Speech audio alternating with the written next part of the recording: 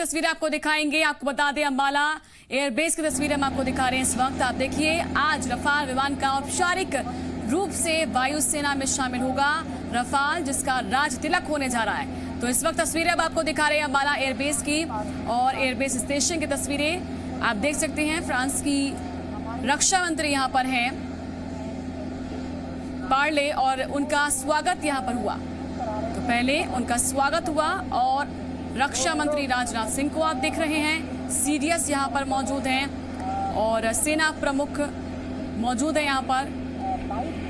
तस्वीरों में आप देख सकते हैं कि यहाँ पर किस तरह का ये भव्य कार्यक्रम आयोजित किया गया है। तो रफाल का राज तिलक का वक्त अब आ चुका है। रफाल के इंडक्शन सेरेमनी आज, और अंबाला एयरबेस से ये आपको लाइव तस्वीरें हम आपको दिखा रहे हैं। तो फ्रांस की रक्षा मंत्री हैं राजनाथ सिंह भी आप देख सकते हैं। देश के रक्षा मंत्री सीडीएस विपिन रावत हैं। वायुसेना के प्रमुख आरकेएस भदौरिया यहाँ पर हैं। तो मुख्य रूप से ये तैयारी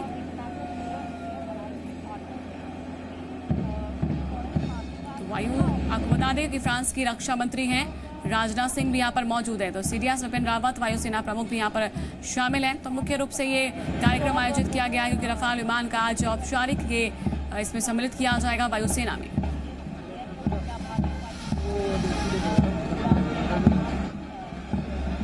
ज्यादा जानकारी के साथ जी मीडिया संवाददाता बज्म वर्मा हमारे साथ जुड़ चुके हैं। बज्म, क्या कुछ वहां पर हलचल चल रही है, क्या तैयारी खास बताएं जरा। इस पर काफी बड़ी तरीके से अंकुश लगा दिया था फ्रांस लगातार। बिल्कुल, तैयारी जो है वो हम जरूर दिखाना चाहेंगे आपको। सबसे पहले यहाँ पर आप तस्वीरें देख सकते हैं, हमसे कुछ ही फुट दूरी पर जो है और रफाल, जिसका इंतजार जो है बेसब्री से सबको था।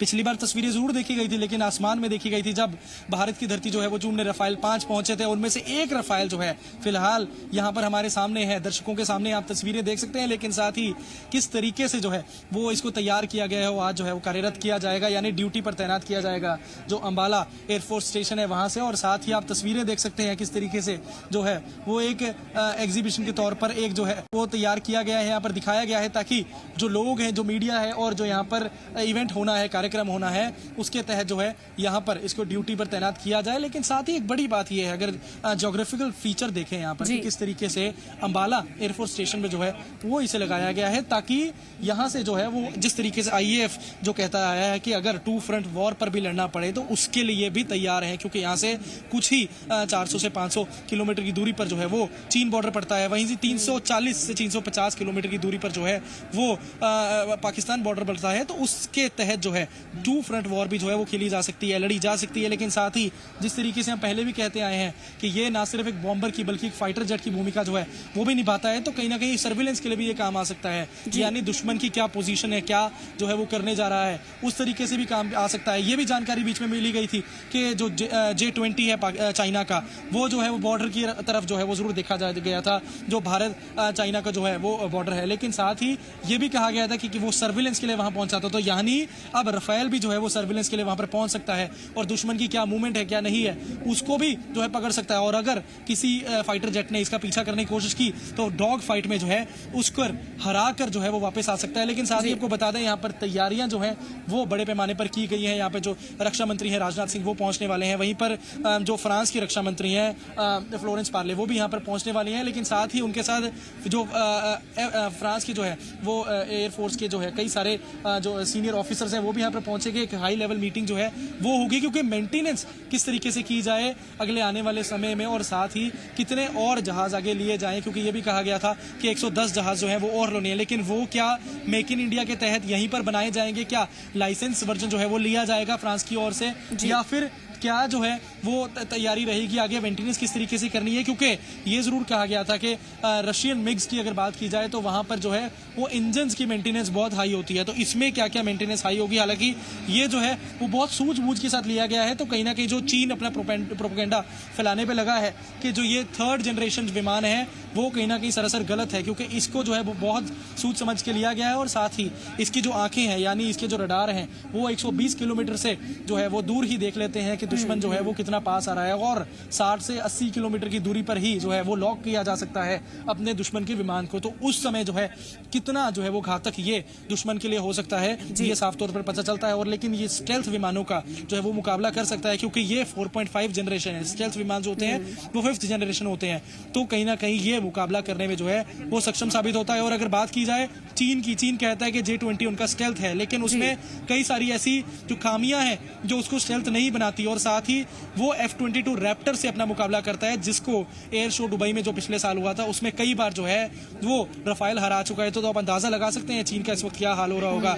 J-20 की बात की जाती है, उसका क्या हाल हो रहा होगा। तो ये जो है वो एक अपने आप में बहुत बड़ी जो है वो बात है कि ये 5 बाहुबली जो है यहाँ पर आ गए हैं और कुछ ही समय में जो 31 बाहुबली और हैं वो आने हैं। लेकिन मीटिंग में और क्या कुछ तय होगा, मीटिंग में और क्या कुछ बातें होनी है वो जरूर देखा जाएगा, क्योंकि भारत को इस वक्त जो है वो और बड़ी स्क्वाड्रन की जरूरत है और ज्यादा जो है इन चीजों की जरूरत है। क्योंकि अगर ज्योग्राफिकल स्ट्रक्चर देखा जाए भारत चीन बॉर्डर का, पाकिस्तान की बात नहीं करेंगे, पाकिस्तान का कोई मुकाबला नहीं है, वो इतना नहीं है कि उसमें इतना कैलिबर नहीं कि वो भारत का मुकाबला कर ले। हम इस वक्त चीन के बारे में सोचेंगे। चीन, क्योंकि जिस तरीके से चीन जो अपनी गतिविधियां बढ़ाता आ रहा है, कल ये खबरें मिली हैं कि 50,000 सैनिक और खड़ा दिए, लड़ाकू विमान जो है 100 के करीब लगा दिए हैं, अपने बॉम्बर्स लगा दिए हैं। तो कहीं ना कहीं उनका मुकाबला करने के लिए हमें फाइटर जेट्स की जरूरत है, भारत को फाइटर जेट्स की जरूरत है, क्योंकि टैंक या फिर जो बड़े हैवी आर्मर्ड व्हीकल्स हैं वो हिमालय की ओर जो है वो नहीं चढ़ सकते। तो ये एक एडवांटेज जो है वो भारत के पास है कि भारत को सिर्फ डिफेंड करना है। चीन आक्रमण करेगा तो भारत को सिर्फ डिफेंड करना है, भारत डिफेंड करता करता आगे बढ़ सकता है। तो ये फायदा जो है वो भारत के पास है। और सबसे बड़ा फायदा ये होगा कि 15,000 फीट की एल्टीट्यूड पर जो है वो जो बॉर्डर है वो पड़ता है, क्योंकि पहाड़ हैं बड़े बड़े। तो वहां पर कहीं ना कहीं तिब्बत की ओर से जो जहाज उनकी ओर से आएंगे उन्हें पहले ही जो है वो हल्का लोड लेना पड़ेगा, क्योंकि वो पहले ही बड़े ज्यादा एल्टीट्यूड पे होंगे।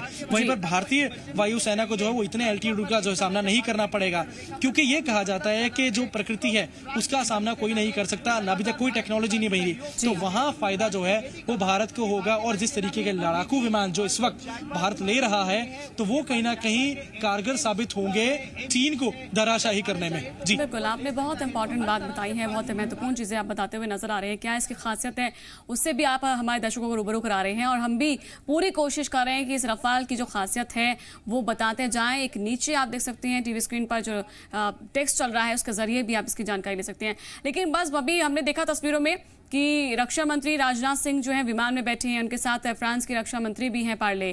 तो अभी वहां पर वो रवाना होंगे और फिर यहाँ पहुंचेंगे अंबाला एयरबेस पर। फिर उसके बाद औपचारिक रूप से कार्यक्रम होगा, वहां उनका जो है सम्मान भी किया गया, उनका स्वागत हुआ एक तरह से वहां पर।